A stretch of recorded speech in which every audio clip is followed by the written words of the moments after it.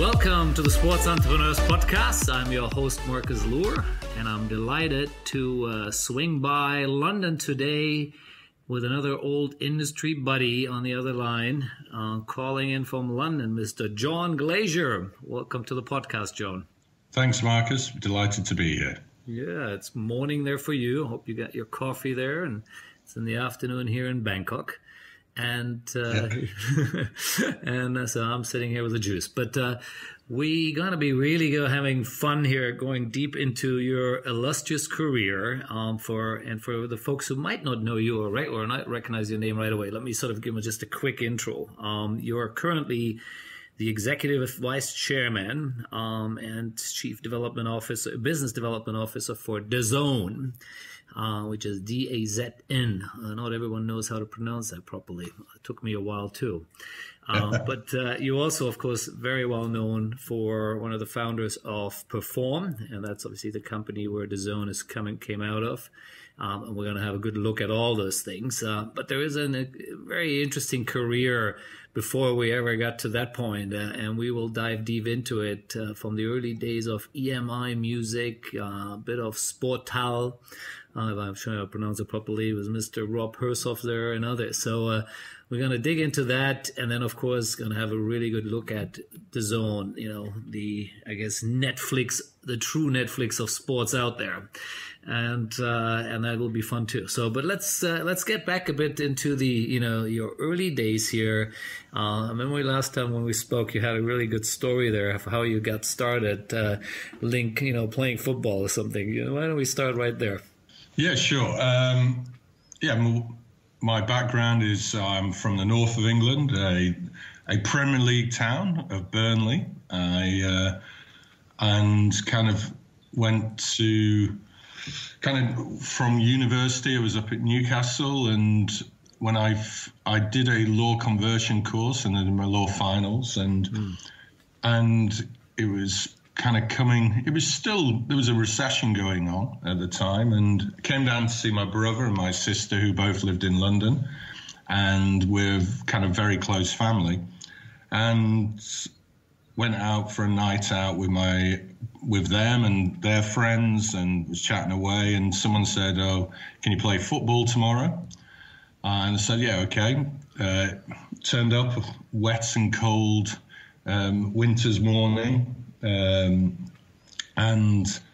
managed to have a decent game. And in the change rooms afterwards, one of the guys said, "Oh, can you play for the rest of the season?" I said, "Actually, I've just finished my law finals. I'm, just waiting to get my articles." And he said, "Well, look, if you promise to play for us till the end of the season, he'll give me a job."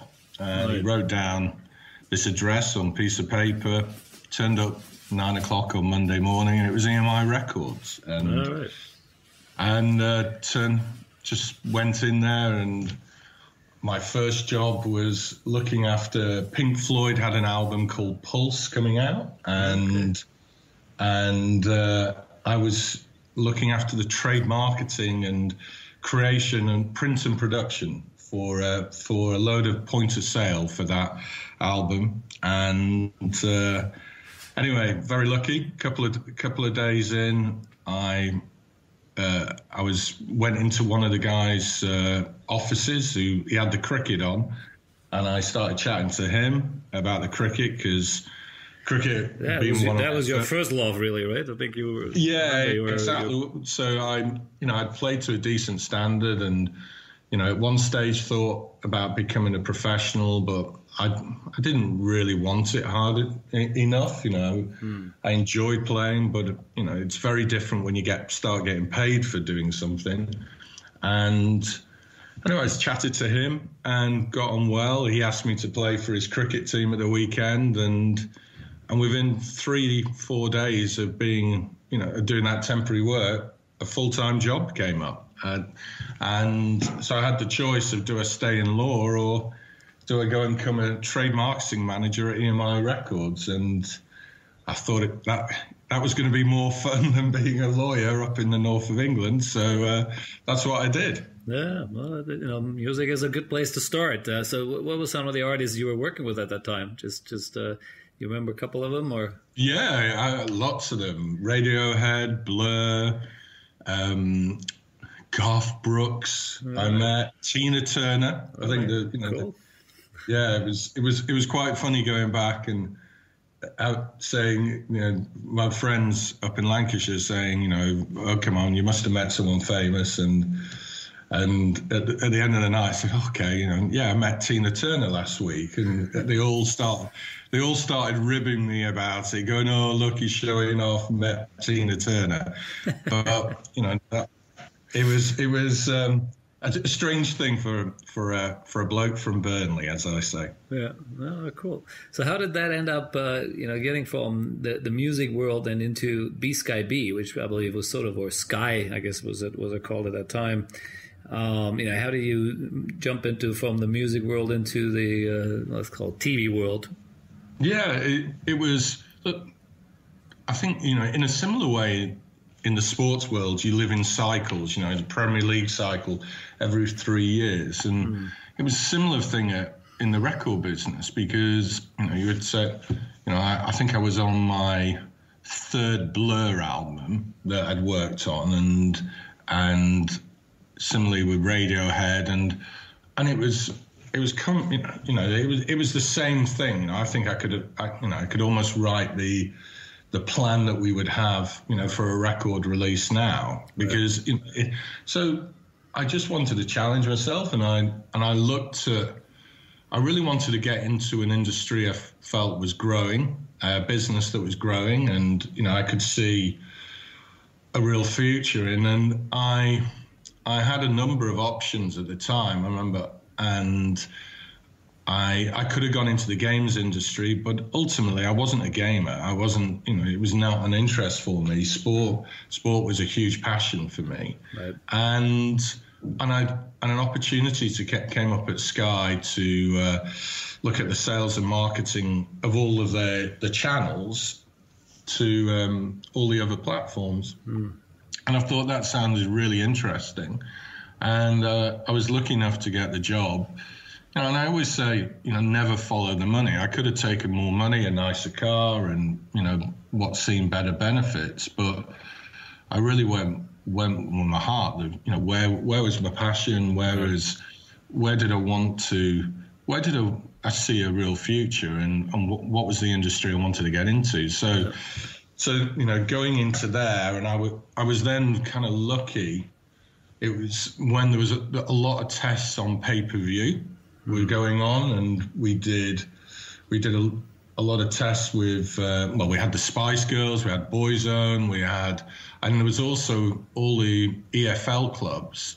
There was a time for doing pay-per-view, and when Man City and Sunderland were what is division in the Division 2 at the time, but with big fan bases, and we did very well with the cable companies, who generally didn't promote Sky very well because they felt they were in competition. Right. But we did very well on the pay-per-views, and I think off the back of that, I kind of got noticed, because people had seen some of the marketing I'd managed to do with those cable operators, and an opportunity came up within Sky in the marketing to run the Sky Sports marketing. There hadn't actually ever been a dedicated brand manager for Sky Sports. And that opportunity came up, and I was very lucky that the guy called Scott Menier, who's the marketing director, said, look, I've got thousands of CVs for people who want this job, but you're lucky you're in situ. I'm going to give you a go. And that was it, really. And that's how I got into sport.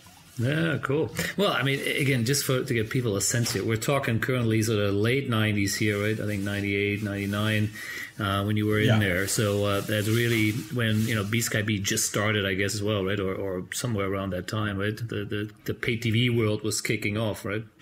It was the launch of Sky Digital. Right. So that was the real focus, and Sky was very much focused on promoting Sky Digital and growing the platform, and that there was a real push. It was and and obviously sport being, you know, a central focus of that. And obviously, you know, there was like legends like, you know, Vic Wakeling were there, and I was very lucky because, you know, I learned from a lot of those people, Vic Wakeling, Chris Haynes, and, you know, I always talk of Sky being my true university. It was my university of sport and my university in business. And interesting. I learned a lot there, and it was, you know, it was an incredible company in terms of just, you know, making things happen. And, you know, it was also the start of the dotcom time as well. Yeah, we're going to get that in a minute here. Yeah, and the part which is really interesting, I think, is that you obviously now, with what you're doing with DAZN, I mean, you guys are literally into somewhat trying to replace the BskyBs of the world. So, but we'll get to that later. So, but it's an interesting one, and that's where you started, started the basics here. Now, the dotcom started, and everyone was looking at in the sports industry, including us here in Asia, how to get in there. And we created, some sort of a similar portal. And the one you were involved with was called Sportal, right? Or how do you pronounce it properly? Sportal. That's right. Sportal was the platform. Rob Hersov, I think, was sort of the name which most people might still recognize with it. Now, how did you get involved in it? How much time did you spend there? Because it was a sort of, this sort of thing which just showed up out of nowhere and made all the noise in the world, and then of course it fizzled out eventually. But tell us a bit about it. You're part of it. Yeah, I heard of Sportal through some of the people we work with at Sky who were kind of talking about, some of the innovative companies. A couple of the agencies we work with were also working with Sportal, and I'm sure Mr. Andrew Croker will kind of, but he actually interviewed me. So Andrew at the time was also at Sportal, and it really, it was an incredible group of people, at the same time in that organisation. But Andrew interviewed me, and it was the shortest interview I think I've ever had. I'd prepared for it, as you do for those interviews. I, spent days and really researching about it. Anyway, I turned up at the offices down in Battersea, and Andrew asked me a question. I think I answered that question a couple of minutes. Anyway, he looked at me and goes, "Look, I've spoken to Vic Wakeling. Vic rates you, so that's good enough for me. So you've got the job." And I looked at him and was like, I think I was slightly disappointed because I think I wanted a longer interview because of all the effort I'd put in. Exactly. But that was how I got into Sportal. Okay. And what was your role? What was exactly what were you doing? So I was marketing director there. So I was running all the marketing. We were Sportal at the time had worked, initially had focused on working with a lot of major football clubs across Europe. And off the back of Sportal was running the Euro 2000 website, and at the same time, we were also launching all of the local regional Sportal portals, Sports Portal. And which was we were launching it off the back of the Euros. So that was the big focus of it. And it was a big pan-Euro marketing campaign. And there was an incredible team of people there, as I say. That's where I met Simon Denyer, Stefano O'Dana as well was there. There was, Steve Nuttall. There was Matt House. There was a great group of people. And it was, at the time, we'd had various interests in terms of the acquisition. I think, at the time we had one major group was looking at us, our websites, our portals, I think had about 4 or 5 pages. That was all they had on those websites. Right. But it was it was a wild ride. We were going through various investment conversations. And then when obviously the dot-com crash came, it was all about survival. How could we survive? And at that time, I actually got approached. It was also when all the mobile companies were looking at 3G, and I got approached for a job by Hutchison Whampoa to come and run the sports division there.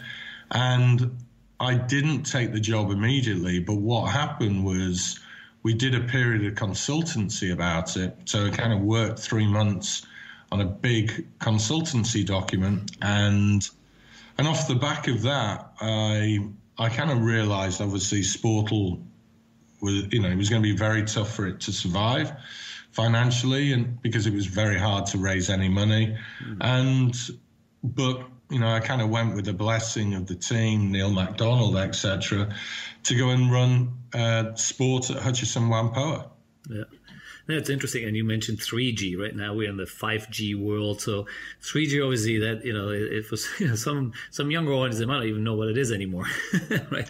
But let's talk 3G and telco at that time, right, in the UK, where you were involved in. What was it? And because you were head of sports, right? So again, it was a very sports specific role to, I guess, create content, drive content through the platform, which maybe at that time was still somewhat SMS and other sort of, let's call it, more basic forms. What was it exactly what you were doing there?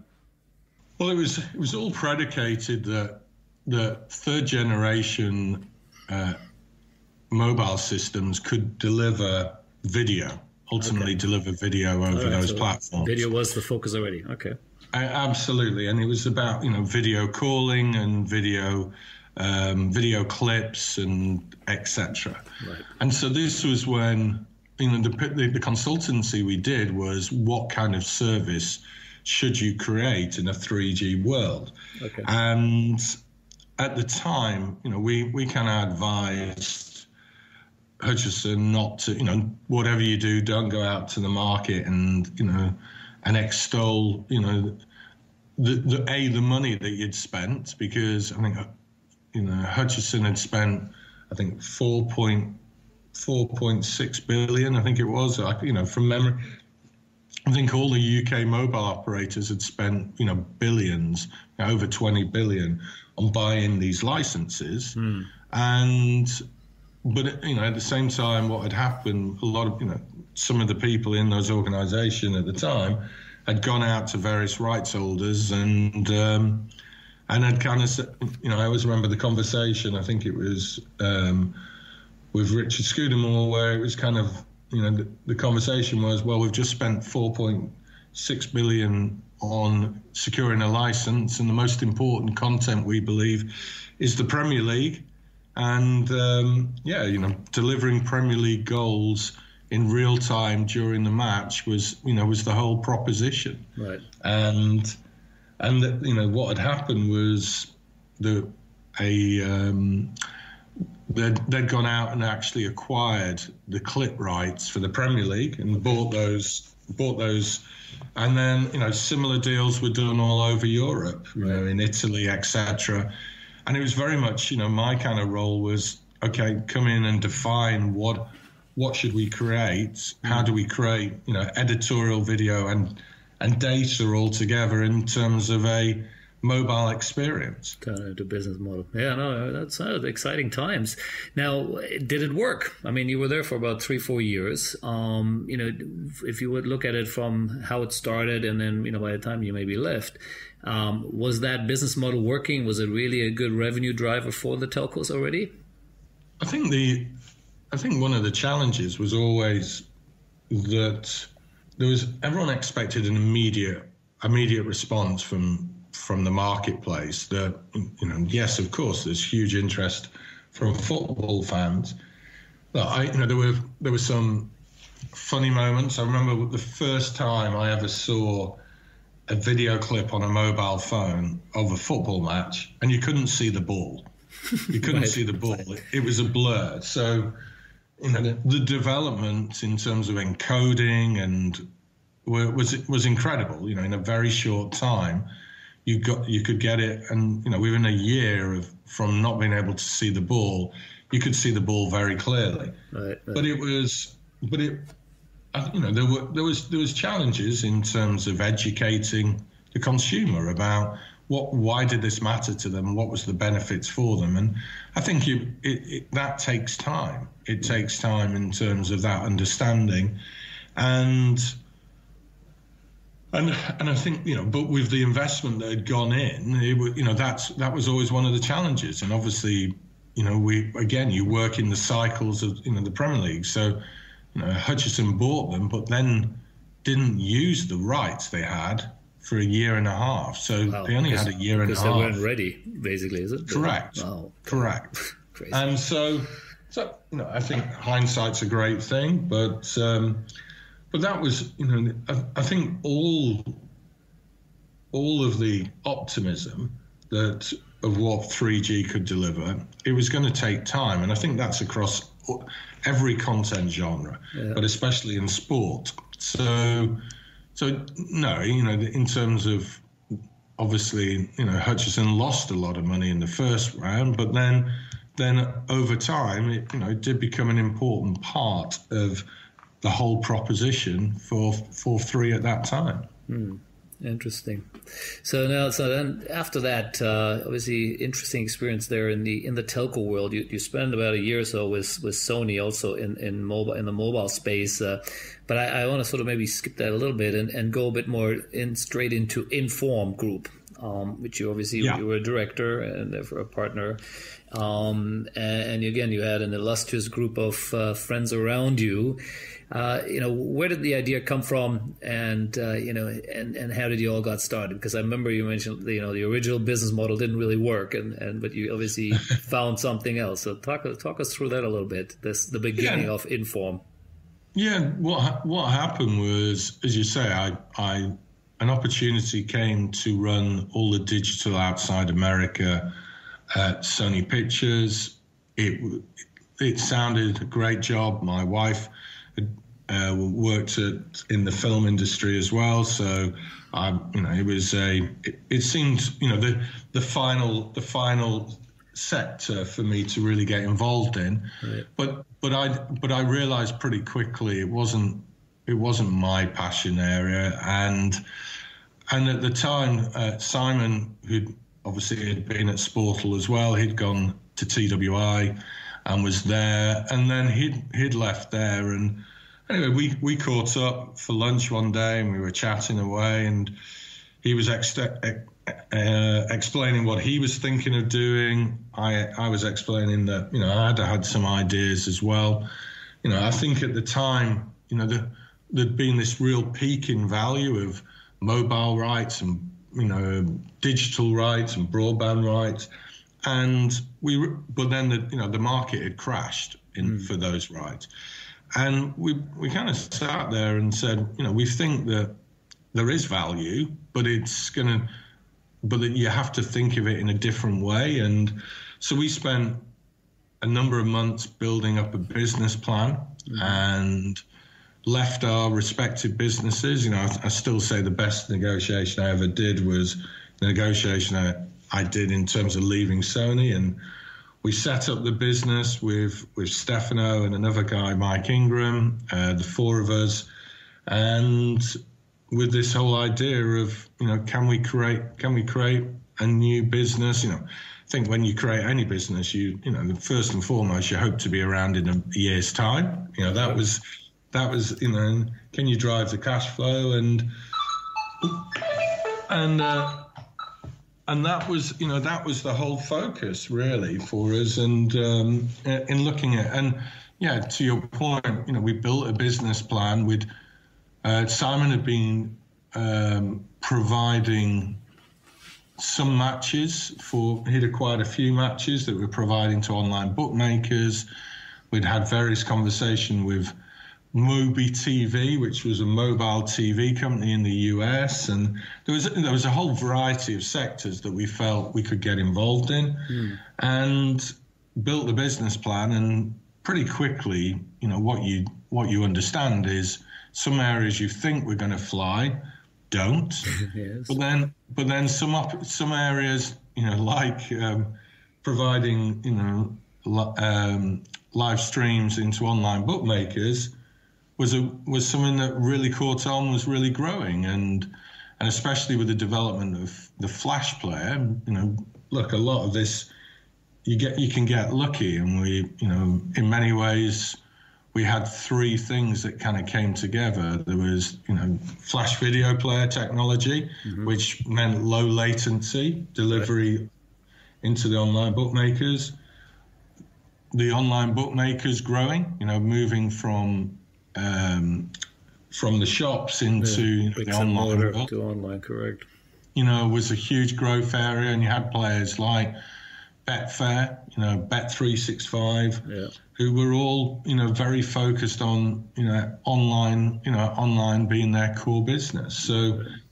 So yeah, it was a, we got lucky, but equally, as Gary Player, said, the more I practice, the luckier I get. Look, we threw, we threw everything we were making back into the business to keep growing it, acquiring more content, and we grew off the back of that. Yeah. That was a great story, and I mean, the bookmakers were an interesting part. We had about a 4 or 5 year period with Ladbrokes. We were their agency of record here in Asia, basically to manage the affiliate programs. So we went to every website we could find in Asia and threw some money at them and a few other things when it was still possible, to take money out of the markets here. Most of them now going dark.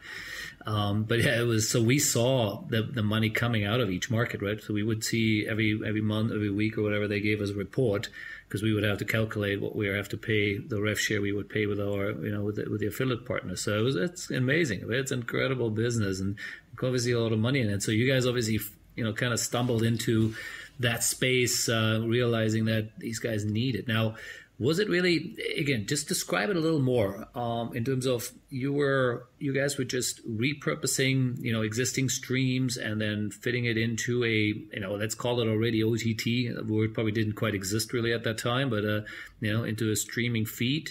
Or what is it exactly you were doing? Maybe just go a little deeper. Sure. Look, at the time, you often forget, at the time there was matches. Let's take football matches. Some of the first matches we did were for the 2006 World Cup. The playoff matches. I remember, I think it was Australia played Uruguay from memory. Yeah. And in terms of the playoff matches, but those matches would be distributed obviously in Australia and shown in Uruguay, but they weren't shown anywhere else around the world.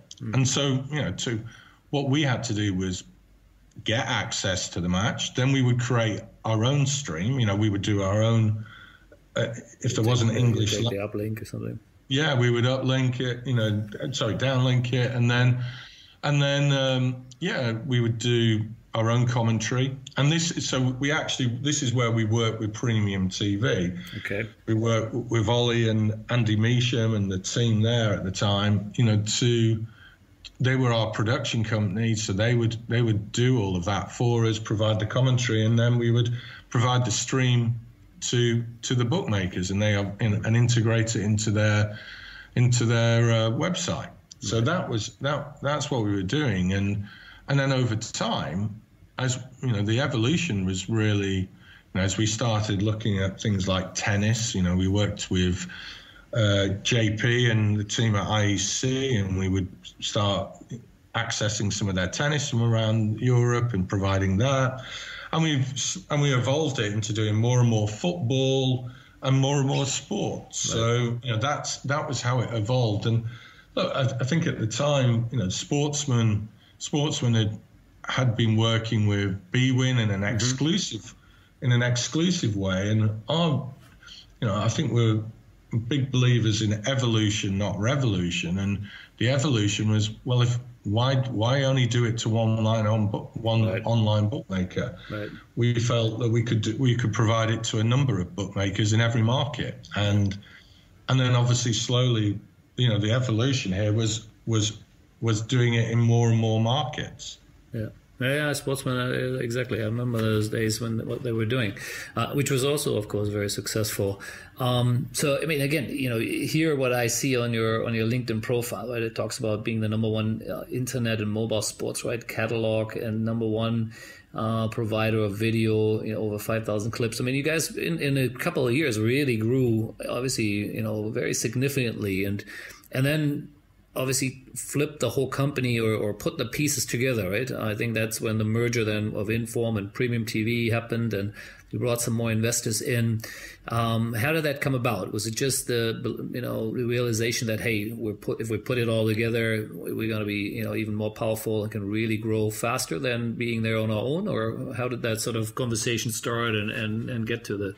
I think it was as I say, Premium TV were our production partner, and we almost were their commercial arm for a time, helping Ollie and the team grow their revenues. But at the same time, we were creating various products, and I think at the time we were kind of going, well, does Inform have to get into production? We were spending more and more money as we were doing more and more events. Right. And so, do we go and, build out our own production facility? And equally, I think, for Premium TV and Ollie at the time was, they're going to have to grow their commercial arm and take more things back from the Inform side. So, and at the same time, what happened was, Access Industries, Len Blavatnik, had been looking at getting into sport, and there was the whole Sport 5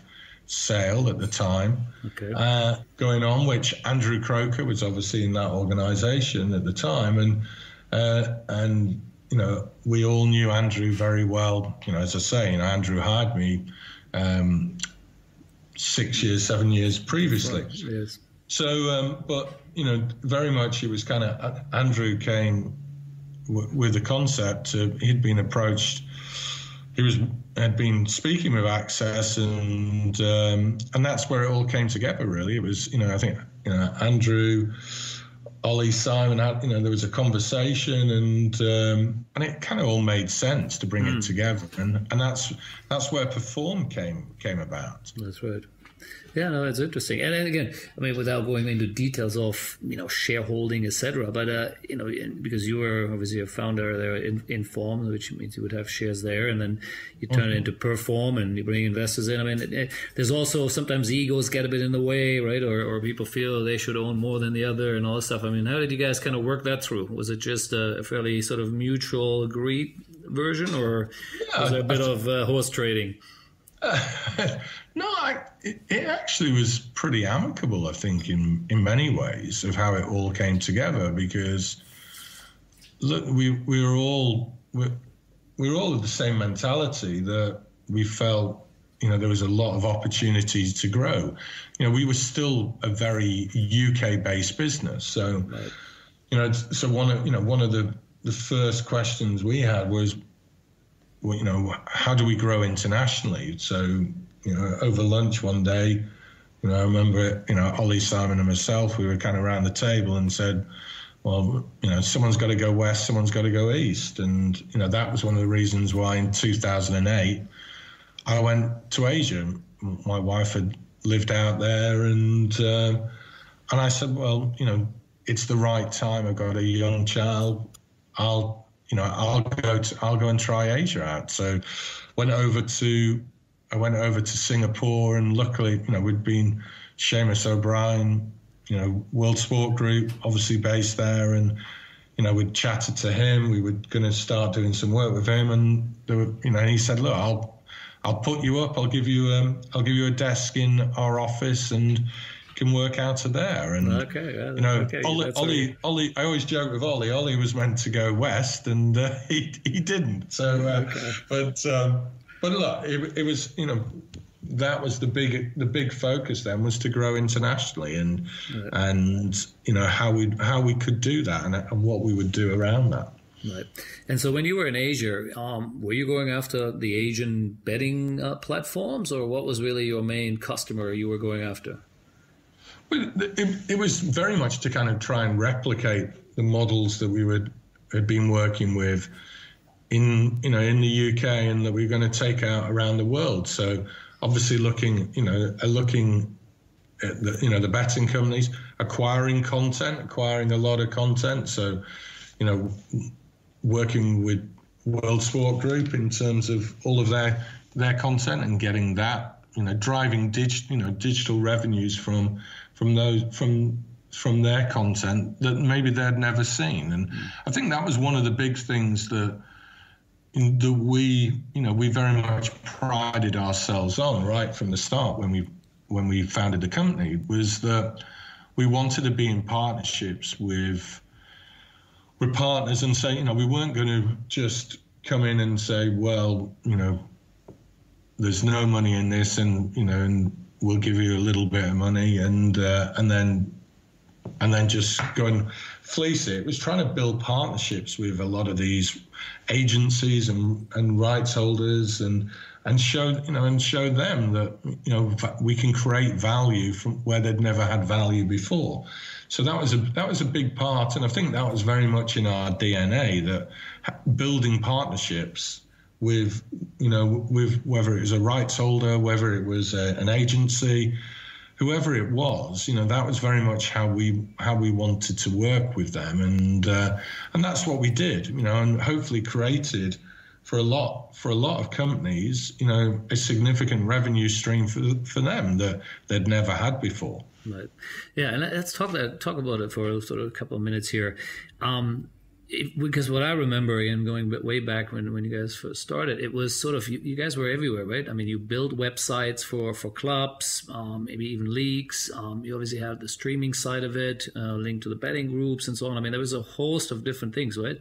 I mean, just how would you describe, what was sort of the main business focus, and where was the most of the money there? Well, I think the key was really, if you start ingesting the content and you have the content, then that opened up a whole stream of potential revenue streams. Mm-hmm. And that was one of the challenges. There had been a number of pay-per-view companies that had launched around the same time, 2005, 2006.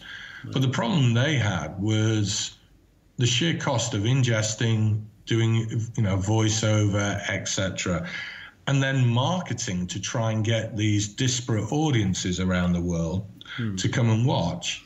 It was very, very difficult for them to make that business model work. Right. But what we had was, if we're ingesting the content, then suddenly we can create, multiple revenue streams. We can create, obviously there was the betting revenue, but that was important, but it wasn't all of it.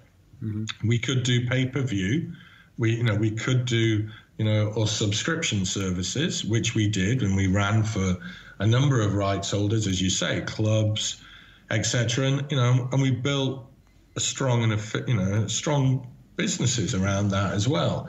And then obviously, what we did was, one of the foundations for what we did, in terms of launching DAZN was, I remember, I think it was in 2006, we wrote a document called Inform Fans, which was really saying, because we've ingested all of this content, we have all of these events, how can we utilize this, and how can we create an environment that can attract those audiences on a subscription basis or a pay-per-view basis. So it was really having the content, and within our building, enabled us to create whether it's direct to consumer solutions for the clubs and partners, etc. So that's really, it was creating multiple revenue streams from that original ingesting the content. Yeah, I like that, and it's and obviously the company became highly profitable. I mean, I remember reading some numbers, and of course there was also a listing then, right, in 2011, I believe. The company went public. Yeah. I can't remember the valuation at that time. I just found something when you delisted, and afterwards it was at $700 million. When you went public, what was the valuation at that time? Actually, do you remember? The IPO was for 168 million. Okay. But it was, obviously that was shareholding that was sold. Right. But look, it was. I think the listing was a fascinating process to kind of go through as a company, in preparing for it all, etc. But it was also, the start of where else do we want to go? What's the future? That's why you go through that process, because you're very much looking at what's our plan? What was our plan for growth? And at the time, we had just bought goal.com. Mm-hmm. And so previously we'd bought that, and I think and we had a lot of plans in terms of the direct to consumer side and growing that. Right. And elements like obviously Running Ball and Opta and some of these other products in terms of evolving, our watch and bet service, and we had our ePlayer service as well, our syndicated video player. We had the live sports service, which was the precursor in a way to DAZN. So right. It was very much about how is this going to drive and supercharge these other businesses. Yeah. Yeah, and again, I mean, I think we talked about last time. You were really a B2B business at the beginning, and then more and more, we're, I guess, moving into B2C, and clearly DAZN is that's what it is now, right? Even Gold TV, Gold.com was already in that sort of space, right? And I'm sure that's not so easy, right? I mean, B2B is a very different business than going to the consumer. I mean, what was the challenge there? Yeah, absolutely. I think in a B2B world, you're delivering for a few people in an organization, and therefore, very quickly from them, if there's a problem, but equally, your relationship is with a few people. When you're a consumer facing business, the market the customer will voice what they feel about what you're doing.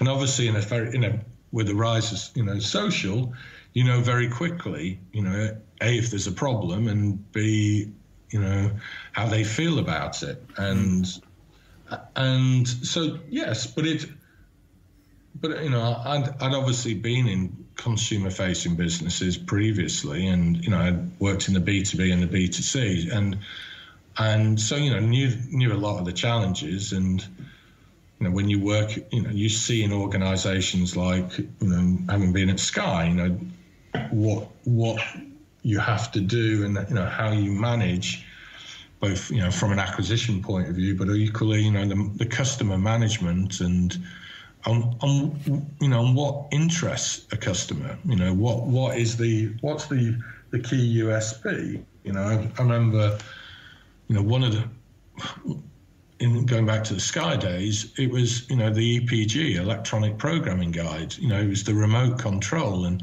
the simplicity of it, but equally, the capabilities behind that, which really differentiated Sky Digital to all the other platforms that were in the UK. And, you could see this and you learn this. And so it's not always what you think will be the most important thing in a consumer world, is what matters and what delivers, the real differentiation for the customer.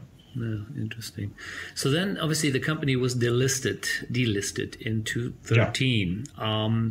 Was that just, that happens, obviously, companies, take themselves back into a private environment to, grow or do other things, I think, differently. What was the sort of reason and logic behind it in your case? Yeah, I think it was exactly that we'd grown very, very quickly, and we'd integrated a lot of businesses within Perform, and had done it, I think, very, very successfully. But equally, you learn a lot through that process. I think we had acquired a business because we'd done it so efficiently. We previously, I think the big challenge for us was when we bought a company in the US, Sporting News, what had been a traditional publisher, and we were in the partnership moving it to be a digital publisher, and ultimately we'd always trusted ourselves to turn things around very quickly, and start delivering the revenues and the profits. And look, it was a much bigger thing to do than, and off the back of that, we missed our final quarter, which gave a very negative sentiment. And often it's very hard to change that perception. It didn't matter what we did. And the growth that we were achieving, that some of those things happened. So, right. And equally at the same time, we were looking at, okay, what's next? What's the next opportunity? And the next opportunity we felt was really about, the OTT space. We could see what was happening. Obviously, Access had very strong connections, both on the platform side with Spotify and DAZN in the music industry, but equally, obviously Access owning Warner Music, and you could see what was happening in the entertainment space, but we felt there was no one really a pure sports OTT service in the marketplace. And as we looked at it and we did more and more investigation, we just felt there was an opportunity there. Yeah, no, absolutely. And again, I think that makes some sense when I'm just listening to what you're saying here, is that everyone knew then that the investment is going to be very heavy. And if you publicly listed, you go, so we're going to get killed in the process if you can't sell the story, right? And so I guess that probably was one of the reasons to say, hey, we are going to now go heavy in this. And the market might not right away appreciate everything we're doing, I guess. So, okay, I'm assuming that's sort of part of it now, because shortly after, right? I think you mentioned last time, so around 2014 is when really the first time DAZN, or whatever, I guess the project was called at that time, started to surface, and you guys were going, okay, this is, we can see what Netflix is doing, and maybe a few others already existed at that time. And we can do this too, right? We're already ingesting the content. We have the content with us now. How do we bring it out to the consumer, right? I'm sure that was sort of the thought process there, right? Yeah, but I think what we understood very, very quickly, right from the start, is that you're right, that this is a significant investment, not just into the rights, into the platform. I think there is this naivety often about OTT, that it's web streaming, you were doing web streaming, therefore it's really simple. No, the systems and what you have to build is incredibly complex. Goes back to, you are delivering and managing a customer experience. You have to build a lot more rigor into what you're doing, and you have to, the system you have to build. So that's why it was going to take time, and that was the investment.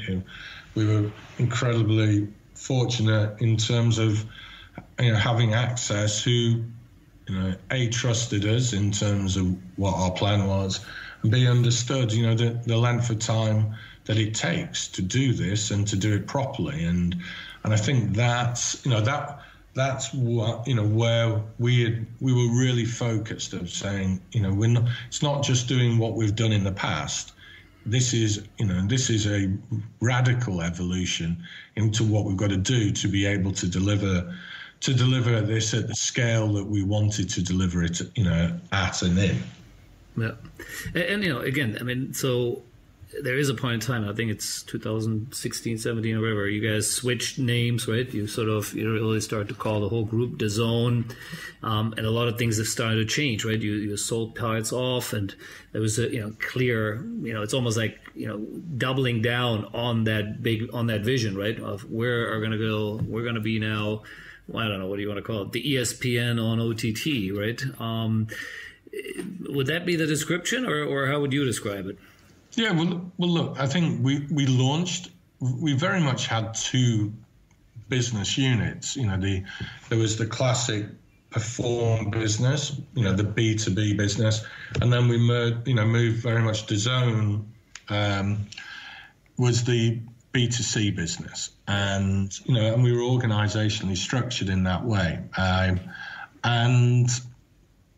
then since then, obviously, as you say, Marcus, we've evolved that in terms of we divested, a significant shareholding in Perform, because ultimately we looked and said, our focus has to be on growing DAZN, and Perform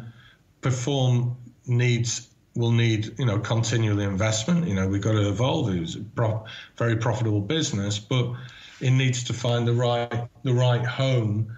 But we still want a stake in that business. We still want to be we're an important, actually a very important partner for that business, in terms of a lot of what we've built DAZN on had been utilizing the data, etc., that we were producing within Perform, and now within Stats Perform.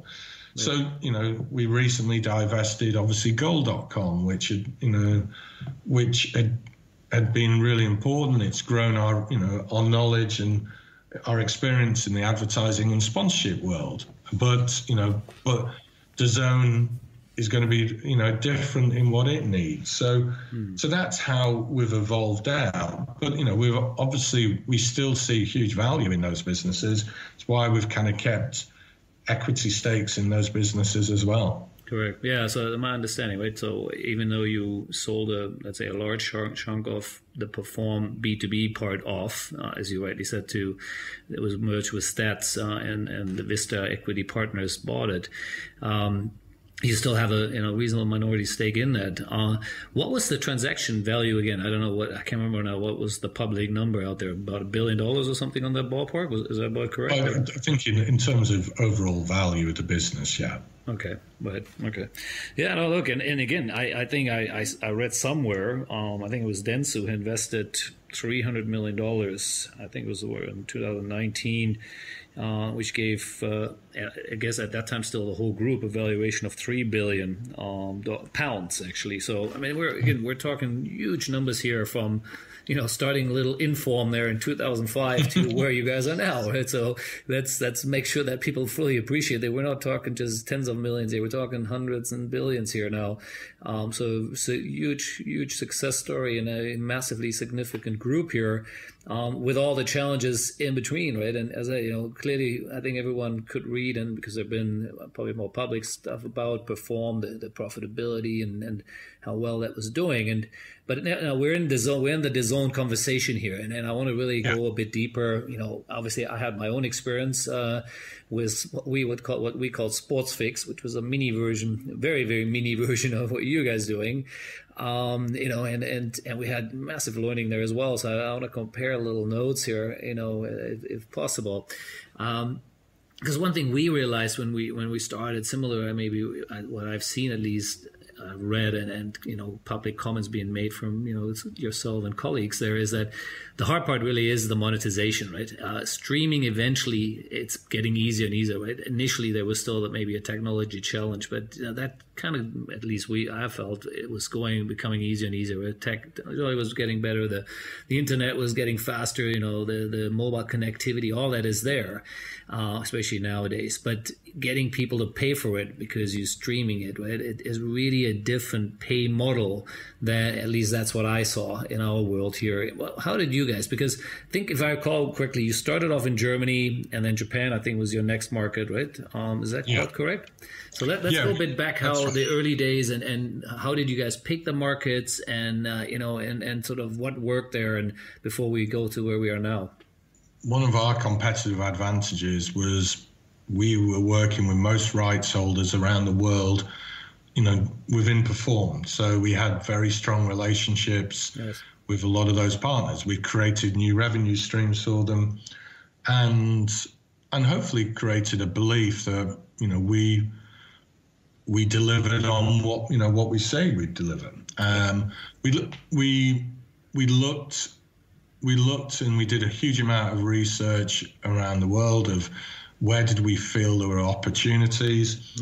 I think Germany kind of stood out because the rights fees had been were particularly low compared to when you look at the market opportunity with, you know, the number of households, number of connected households, and, you know, as you know very well, Mark, you know, Germany had kind of been positioned that it's not a pay TV marketplace.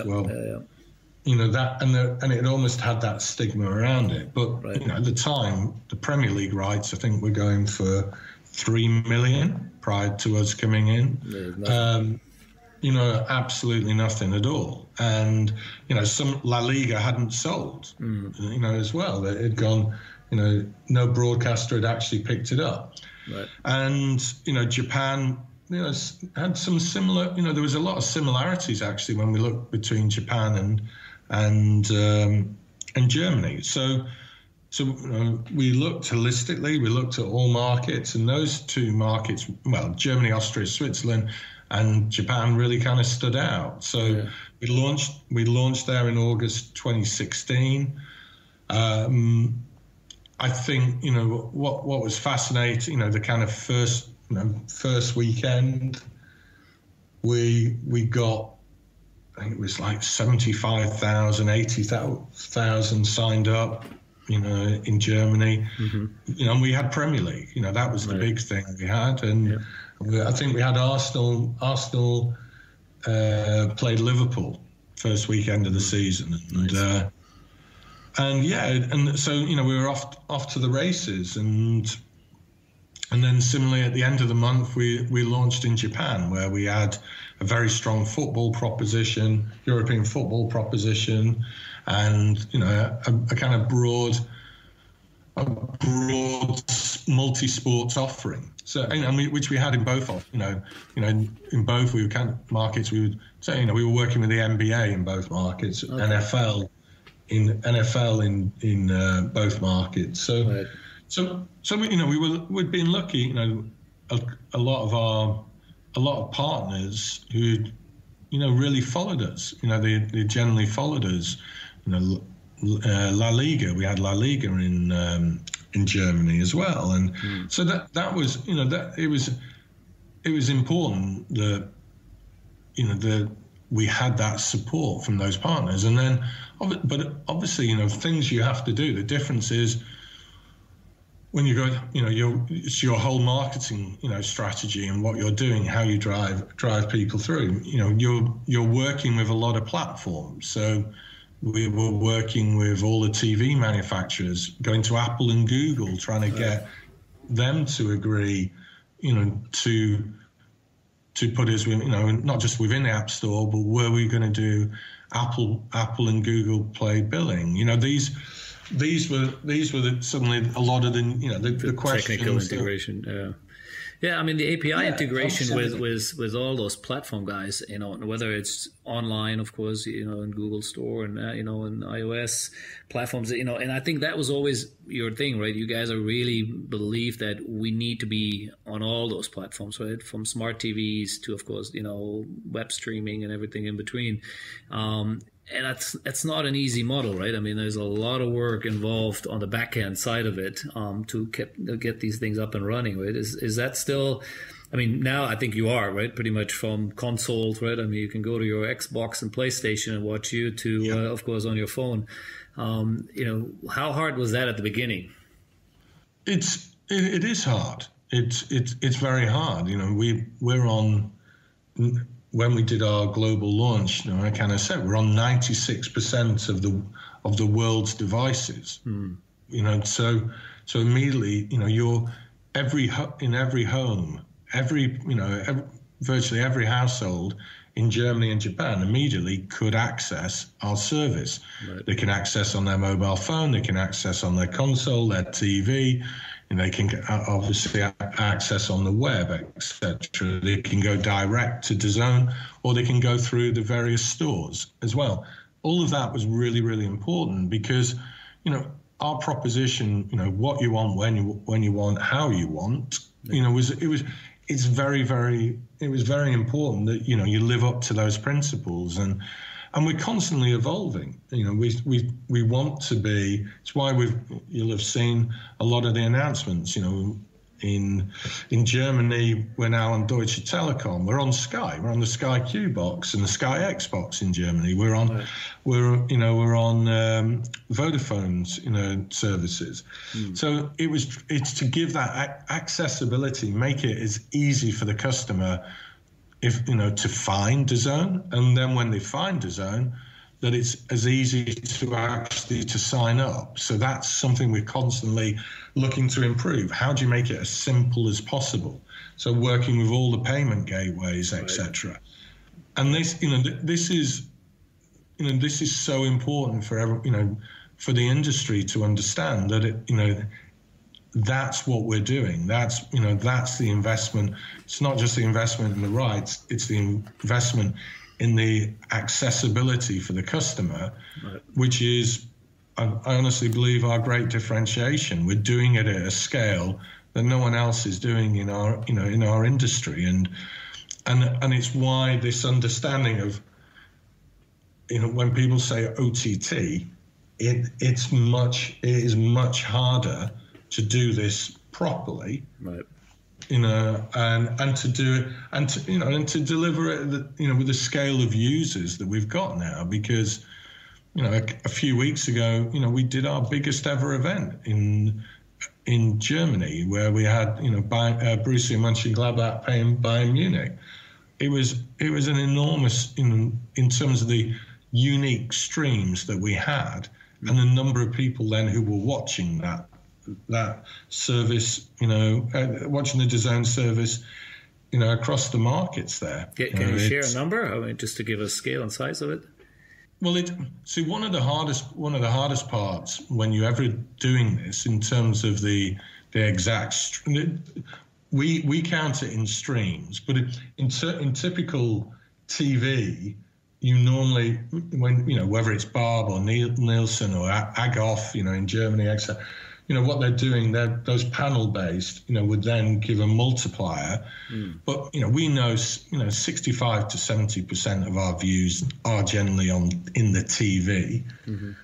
And therefore, normally that is at, circa 2 to 2.3 viewers. Right. But we did, I don't know the exact number off to hand, but it was well over 1 million individual streams. Right. Well, I think it was, absolutely. And we announced, obviously, even this time last year, in January last year, we announced the number of events that we'd done that had delivered over 1 million streams themselves. So it's, we're delivering big audiences at significant scale. Now, here's a couple of questions. One is, again, it may be different from market to market, but if you maybe have a general answer, is what is your the platform which most people connect with DAZN? In Germany, you mentioned it's still maybe TV, but in Japan, it may be the phone because it's so much more penetrated there in different ways. Or what it is in general? Is there sort of a number globally, which, is it half between, let's call it, the true online mobile devices versus, more fixed devices? TVs are actually watching through a TV. Wow. Is the largest. Now, it doesn't mean that everyone signs up through a TV, and I think that's the simplicity of access that we provide. That so maybe you sign up on the web or on the mobile, but actually it's getting easier and easier now to sign up through the TV as well. Right. But look, the way I look at it, every partner plays their role in our ecosystem in different ways, but they're all incredibly important in what they're delivering. But the majority of viewing is on TV, but then equally, we do see, web. Some people still on the web. A lot of people on mobile as well. Right. Yeah, which is what I thought you would say. I have to admit, I'm surprised that the TV, let's call it the traditional way of watching something, is still is what drives it, what you guys are doing. And that's sort of what I said earlier, right? Replacing the BskyBs of the world or the Sky Germanys of the world. And that's really what you guys are doing then, right? Because that is a direct competition then with them, right? Because that's their space, right? And that's unique. I mean, that's I didn't realize that's where I guess in these particular markets where it's heading. It's very interesting. But I think the interconnectivity between devices is really important as well. That I cast from my phone a lot of the time, so there may be a situation where I'm watching on my phone, and I go into one room, and then I'll just press the button and immediately casting that onto my TV. And so it's. I think giving the user the choice is the key. Giving the customer the choice of how they want to access it, and let them decide. And equally, when you want to watch it. We all have busy lives, but I think the beauty and the real interactivity of that you can deliver through the OTT platform is what excites me as well, because there are times when you can't be there 10 minutes before the game to sit down. You're coming in 15 minutes into a game, or you may have missed the first half of what's happening in the basketball. Do you have that ability to navigate through? If you want to watch it from the start, you can watch it from the start. If you want to go to the end, I think it kind of goes. I remember when we had the red button 21 years ago, and we were, saying, this is interactive TV. What the capabilities you can deliver, and especially as obviously broadband, connectivity, fiber, 5G, etc. All of those technologies enable things, so that speed and that accessibility to so many more services you can deliver in and around the experience as well. No, totally agree. And that was exactly the reason why when we started SportsFix was I had that same belief, right? I mean, we were an agency trading rights, and I was sort of getting a bit bored of that, and the idea of delivering content directly, but not just delivering in a sort of traditional way, but by launching a channel or whatever, but really being that interactive. And I remember all the parts of the pieces we had in our roadmap. I mean, it's a true different experience. There is no doubt, and that is always what I still told today. Believe OTT is the most exciting part for any sports fan out there. But here's the part where, again, one of the lessons I've learned when from SportsFix is that, because I was also so focused on the technology side, right? I was like, okay, we're changing the viewer experience in such a way that they will just never going to go back to watching it in a traditional sense, right? And yes and no, that really wasn't necessarily the case. But the other part, of course, there is no difference to traditional TV, that you still in a similar model, right? You're still buying rights and have to monetize it later, right? So there is still that sort of the old model, whether you were a pay TV operator or a traditional, even free-to-air operator, right? It's always that arbitrage game, right? Okay, I'll buy it for X dollars because I believe I can monetize it for X dollars more. And that's the part which I never saw as much when we were in it. That, as much as technology is so much better and so many more things we can do, the old principle of the business model is still the same, which somewhat, is what hurt us at the end of the day. We just, couldn't keep buying rights and just keep, throwing the money at it, hoping that eventually we find the buyers, right? And I'm certain that that's obviously part of what you guys are going through, probably on a much, much bigger scale. What's your experience there? I mean, how did you, pick whatever market you like, whether it's Japan or the German-speaking markets or others, where you really felt cracking the pay model, right? The right mixture of maybe ad-driven versus, the pay side of it, what I call the Spotify model, right? The freemium services and all the stuff. Where do you feel currently is your sweet spot there, in a country or region where you feel you really cracked it? I think what excites me is that you're right. Relying just on subscription revenue is always going to be difficult. You're competing you're competing against other parties who have created multiple revenue streams. Yeah. And so that what was very important for us is, how are we going to develop our advertising and sponsorship? Sport naturally, we initially launched and said we won't have advertising. And then what we realized very quickly is, sport has been built around advertising. Yep. So, while it makes sense in Netflix in that, people get frustrated can be frustrated, and that's a point of difference. In sport, you have natural breaks. Yep. So you have to fill those breaks, and advertising and sponsorship plays a role within that sports ecosystem. So building, but it goes back to that word of evolution. How do we create and evolve the advertising and sponsorship space to take advantage of everything that we get and the capabilities that OTT delivers? Commercial premises, is an area that we got some exciting, ideas and that we're going to look at and deliver. But equally, looking at the whole ancillary revenue, what other ways, means and mechanisms can we improve the customer experience and bring the rest of the sports ecosystem into and onto our platform to enhance their experience? So, those are a lot of the areas that we're busy working on and looking to deliver this year and into the future. You guys already doing anything connecting with the betting world? Let's say Germany, where it obviously is allowed. Can you already bet within the DAZN platform there?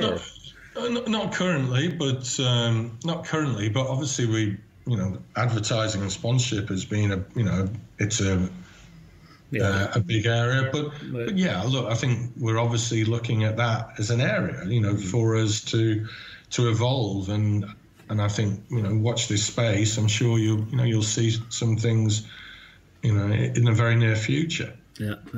No, look, I think as much as the company has been, let's say, 4 years now into this, right, journey, you still had a very early days. I remember reading before that I think BskyB, it took them 10 years before it ever got profitable, right? And now everyone knows it's a very successful and very profitable business, which may be seen as peak. Partially because of groups like yourself, but it took them 10 years to get there. So it's a long-term game, and it takes a lot of money to get there. And I'm hope fingers crossed you guys have that firepower to sustain that. And but before we sort of slowly getting to the finish line here, is love to just touch on a couple more things. One is the boxing side, right? So clearly you guys have gone really deep into boxing. Big agreement there with Eddie Hearn in Matchroom with $1 billion at least what was reported. You had something with Canelo, which sort of went a bit sideways maybe. And you have this global offering, right? $1.99 a month for boxing. I went to the platform earlier here from Thailand, and that was the only thing I could see. It was only boxing, so which probably means the rest of it is wall-gardened into the territory. So currently, besides the big markets we already touched on, what's the sort of main offering? So globally, it's obviously boxing from what I could see, but what other sort of main rights do you have maybe for the US or other parts of the world? So you're right. Marcus, in terms of our global launch and within the US, boxing has been the fulcrum of our proposition there, right. and I think we had looked and evolved in, for example, in the US in other sports. I think at the moment we're very focused on that and really delivering a great customer experience. We've actually we have, and that then has translated in our global offering of taking boxing around the world. And look, we've been delighted with the launch of our global service and the global platform in terms of we far exceeded in terms of the subscribers that kind of came through and came onto the platform.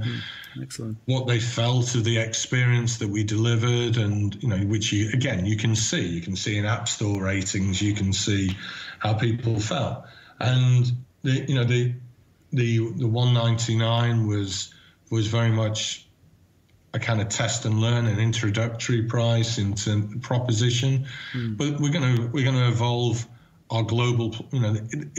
It's fantastic to have that global platform and the scale that delivers, and the audiences that we've been delivering through, and you'll see now how we evolve that over time in terms of hopefully both going deeper and stronger into certain markets, but equally broadening the proposition we have for the global platform over the next few months and years.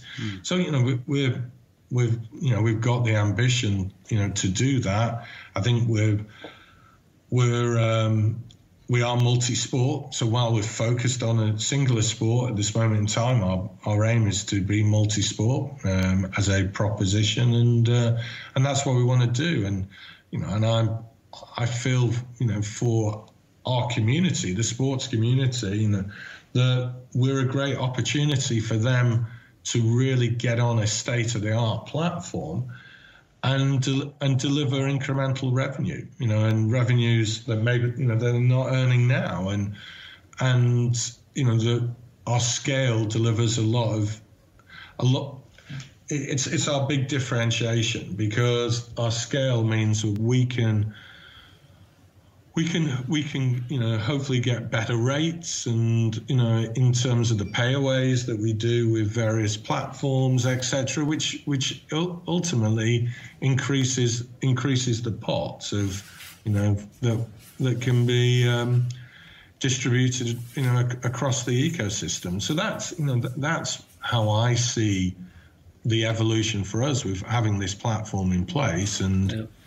And any development we do in one market or for one market ultimately benefits every market, because that's what that's what is the beauty of owning this platform. No, I'm sure the learning curve is huge, because you're learning every time you do something in one market, and if it works there, you can obviously cut that across others. And even over the last 4 years, you guys done a lot already, right? Some worked, some didn't. I think here in Asia, you owned the Champions League rights for a while, but you never really got to the launch of it, and so clearly there are sort of things along the way here where it's been some tough lessons probably, and some success stories, I'm sure, to really seeing how people pick it up and run with it, and I think the a la carte model, which is really what OTT in my mind is, right? That's really again the differentiator to the traditional pay world, which is always a big block, right? Here's 200 channels, and pay me $100 for it. I think that to me is what works, and the more that can be defined, where people can buy one match if that's all they want to see, or if that's all they can afford, versus the whole thing. The NBA is going there as well. Right here in Asia, they're offering that truly as sort of a one match only for $1, I think. I think that's the opportunity, right? And that's traditional TV is impossible for them to figure that out. It has to be in this sort of model which you guys are building there. So I have no doubt you guys are on the wrong track, and I'm looking forward to keep watching what you're going to be bringing into the market. Is there anything sort of coming up? Any sort of big rights or a new territory? I mean, the US obviously is a big important market, also with betting, starting to take off there. I'm sure you guys have a good eye on that. Anything you can share? Watch this space. There's lots going on, as you say, and it's been a very tough year for everyone in terms of we've gone through the strangest times of my 50 years, yeah, and it's those challenges. But coming off those challenges, we feel very optimistic in terms of what we're doing, and the evolution of the DAZN service, both what we're doing in the markets we're in, and hopefully new markets, and as we go global. But this is going to be a big year for us. We've just recently done the F1 deal in Spain, which is which is great. We've obviously got the much more enhanced Bundesliga package in Germany, and the Champions League being, the real home of Champions League in Germany as well now. Right. So there's lots of exciting elements for us, and look, we have that ambition. We want to grow the partnerships we have with all of the partners we have around the world, and constantly keep delivering. And you can see we've got our new co-CEO Shai coming into the business. James, the great job James has been doing as well, and the team and the whole exec team. So we're very proud of where we are today, but it doesn't stop. We want to keep growing. We want to keep developing, and there's lots of opportunities out there. There really are. Yeah, and I have no doubt, as usual, I think there's probably more to do than anyone has time for it, and so it's being focused and really zeroing in on the right ones, I think, is the key, right? Because I have no doubt in the current climate that rights holders will be calling you guys up and saying, hey, our current partners are not paying, or not paying enough, or other things, so that, all of a sudden the zone is going to be on everyone's radar in some fashion of, as you said, whether it is as the main delivery service or as a, supplementary service. I have no doubt that you guys will be looking at all that, right? And that will probably change. Hopefully, this current market climate might give you a chance to, I guess, change that arbitrage model a little bit as well, right? Where it is a little more of a partnership, right? And sort of, I remember reading a bit about your announcement in Japan, where you felt you're already getting closer to that, right? Where it isn't just you writing a check and see you later, but you really working in a true partnership sense, and that's not easy. I mean, that's the ultimate trick. I have no doubt, as a rights trader myself, trying to figure that out is the golden goose here, right? Yeah, I think what always helps is if you have case studies of showing that it has worked and that it has worked for partners, and we're growing the market, we're growing audiences, we're growing, and ultimately trying to grow revenues, and I think that's the challenge for us all. We know rights holders want to grow, and they want and it's been an incredibly tough time for all of them as well. So look, as we've talked through this, the last 15 years, when we started Inform, it was at a low. Digital rights had no value. There were, you're coming off there was a lot of new companies evolved at that time. Right. And it was a real entrepreneurial time for the business, for the sports, sports marketplace as a whole. And I think, I'm sure coming off COVID and the situation, it will create a lot of that entrepreneurialism again, and opportunities will come, and we want to take advantage of those. But equally, it's going to be fascinating to see how the sports industry evolves, because it has to. We have to evolve. That's human nature, isn't it? Yeah, totally. And I think that what I see is, has to happen in some sense, is that the rights owner, whoever owns the IP, right, or manages the IP, just has to accept the fact that they maybe have to take some more risk or share some of the risk, right? And therefore, of course, then share the upside too, versus then just offloading the rights and just, hoping to God, right? I mean, look at what happened with Media Pro and the French Football League. That's a perfect example. They wrote a theoretically very large check there, but, couldn't quite either sustain that or whatever the story is there. It's very easy to see, right? You're writing these large checks, and there's a point in time when you get your numbers wrong, you're going to pull the plug, and the league sits there right now and has very little room to wiggle. And I think that's where these, rights holders anywhere in the world need to wake up. I think the golden days of a big pay TV operator somewhere in the world writing a large check and just handing over the money and, it's up to them then to figure out how they make their money back, in my mind, is over. And I think DAZN and others are hopefully part of that, to teach everyone how to create the right risk and reward structures in a more, cooperative manner. So maybe we'll leave it at that. and look, we have to tackle elements like piracy, which is a huge problem of us, and we've got to. Not one party can do that. We have to do it together. Yes. And so I agree. The challenges are universal, but the opportunity is there across all markets as well. Absolutely. And I agree with you. You've got to look at it in a partnership model. Yeah, and exactly, and piracy, that's a whole podcast on its own. The challenge is similar. That is partly what killed us here as well. I mean, it was just, we couldn't control the pirates. It was just insane, and people will find it. And so it's just like playing whack-a-mole, right? You just whack, and just pop up again somewhere else. So it's a huge challenge, and I have no doubt that you guys are probably facing that in some fashion too. But as I said, we'll leave that for another day. We've had a good hour and a half here now, roughly, of not just an interesting story on your background here and how you got into it, but really, as you said, the last 15 years of how Inform started and turned into Perform and now into DAZN. And, like I said, it's still an evolving story. So hopefully we'll have another chance here, maybe once COVID is a bit back to normal, to review and revisit once, some of the big news stories coming out of what DAZN is up to now. So in the meantime, I'll watch a bit of boxing here on your platform, and wish you all the best there in London, John. It's really good catching up here. Thanks, Marcus. Thanks so much for your time. Yeah, I enjoyed it. Really enjoyed it. Cool.